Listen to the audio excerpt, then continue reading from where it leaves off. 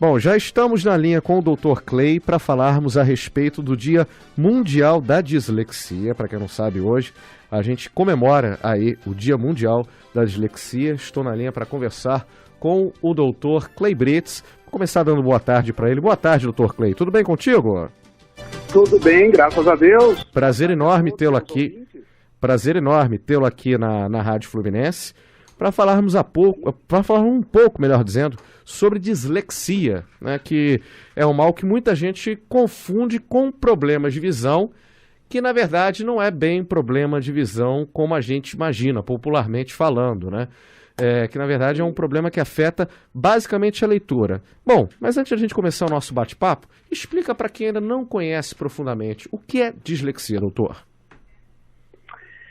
Bom, a dislexia é um transtorno de desenvolvimento, afeta exatamente o período de desenvolvimento da criança dos primeiros anos de vida até a fase escolar, e também é um transtorno de aprendizagem, onde a criança não consegue adquirir adequadamente as competências necessárias para ter uma boa habilidade de leitura. Uhum. Então, a criança não consegue, devido ao fato de não conseguir desenvolver adequadamente habilidades fonológicas, a correta identificação do som da letra e associar esse som à grafia da letra, ela acaba tendo dificuldade de formar palavras, de soletrar, de fazer mudanças pequenas numa palavra, tirando uma letra e colocando em outro lugar, dando origem a novas palavras. Então, deixa eu ver se eu entendi. Ela não consegue perceber a letra direito, certo, nem auditivamente, nem visualmente, e na hora de formar palavras, ela tem muita dificuldade de fazer isso automaticamente. Entendi. Então, na verdade... Então, se torna um verdadeiro sacrifício. Ela cansa, ela fica ansiosa porque não consegue, ela tem dificuldade de transformar esse processo num processo que seja compreensível, porque até ela terminar de ler uma determinada frase, ela já esqueceu. Olha só. Porque a dificuldade que ela tem de fazer essa construção é tão grande que ela não consegue, ao final da frase, entender o que cada palavra em conjunto quis dizer.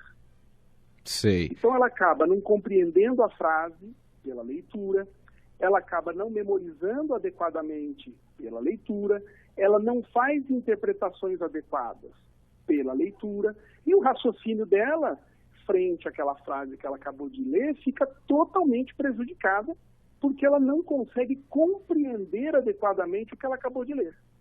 Ou seja, uma frase, sei lá, uma frase problemática para um dislexo, por exemplo, saberia dizer, para a gente ter uma ideia concreta? Olha, qualquer frase é problemática para o disléxico. Qualquer uma. Porque a dificuldade dele está exatamente em fazer a decodificação do som das letras e correlacionar com as palavras visualmente observadas por ele durante a leitura.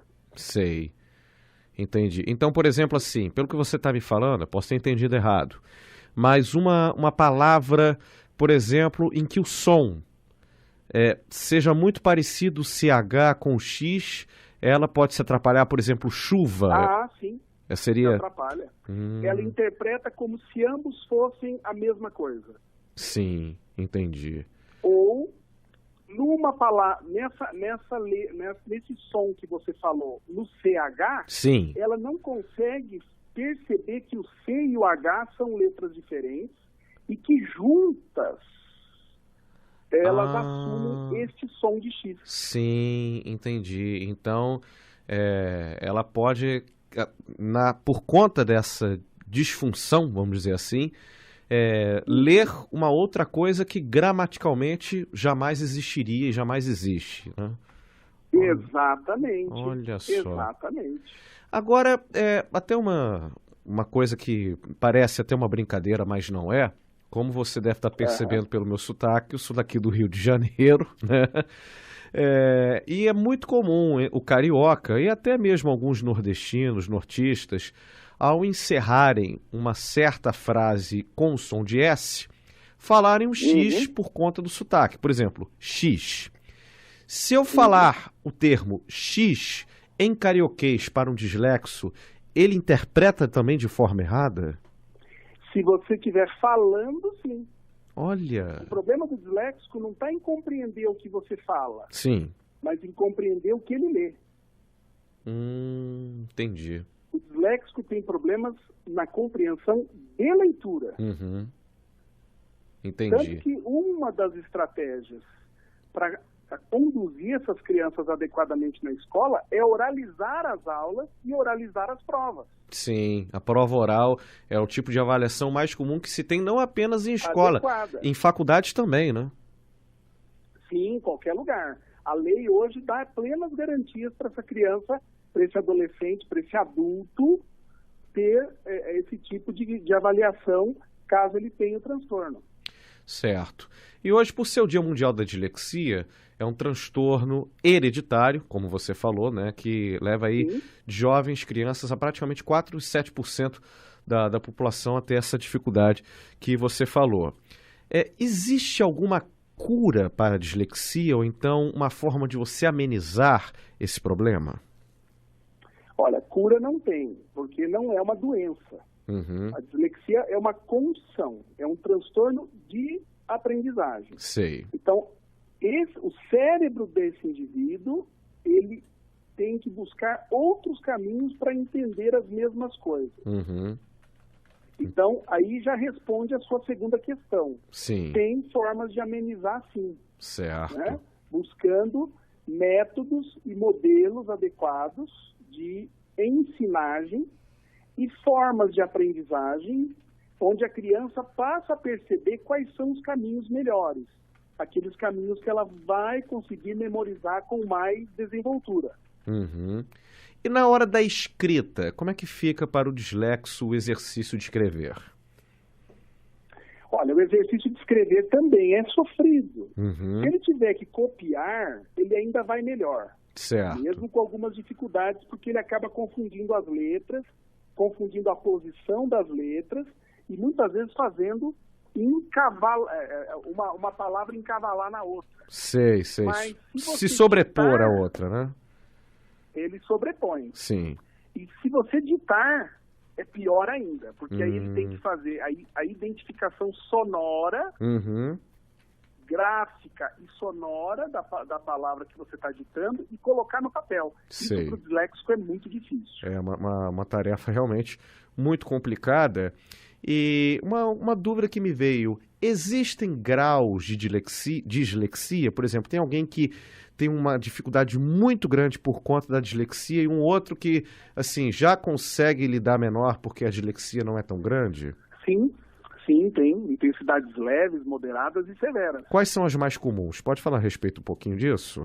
Olha, a dislexia, as mais comuns são as dislexias fonológicas, aquelas em que o predomínio da dificuldade é sonora. Certo. Essas são mais graves.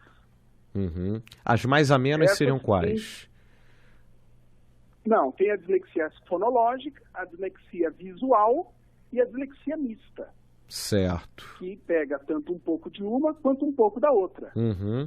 Só que mesmo a dislexia visual, já existem artigos mostrando que a alteração também é fonológica.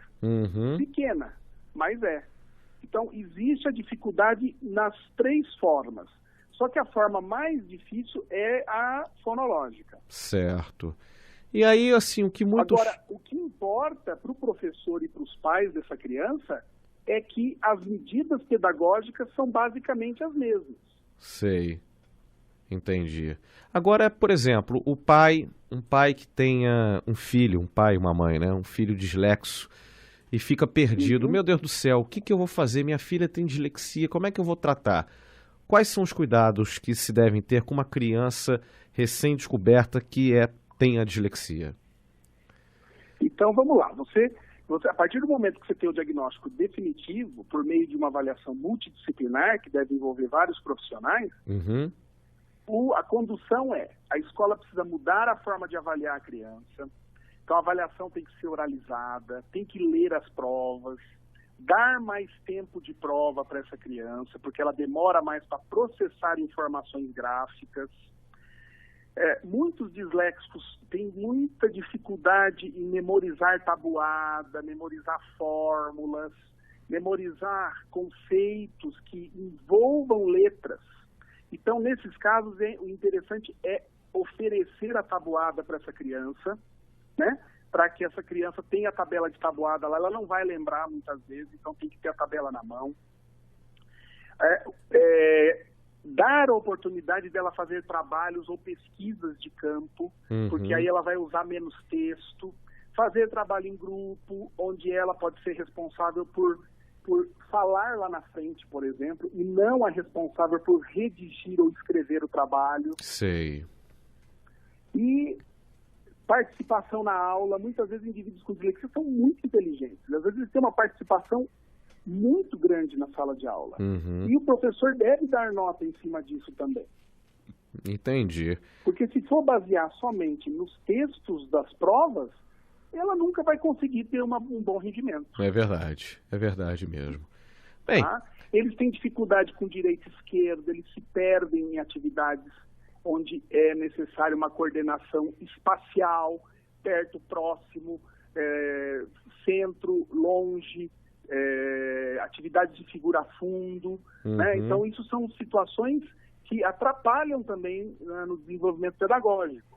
sei. Então, fazer um trabalho de adaptação das provas e dar uma aula mais oralizada, com exemplos, usando mais contexto, facilita e muito para esse jovem. Em casa, os pais devem ajudar nas tarefas, ler as tarefas junto com a criança, ler junto com a criança livrinhos ou determinadas atividades que exigem leitura. Geralmente quem tem dislexia não gosta de escrever, escreve mal, escreve errado. Então é muito importante fazer um trabalho de reabilitação, né? Psicomotora, muitas vezes, porque eles têm dificuldade para escrever. Entendi. E, lógico, essas crianças precisam ter um suporte fonoaudiológico. Certo.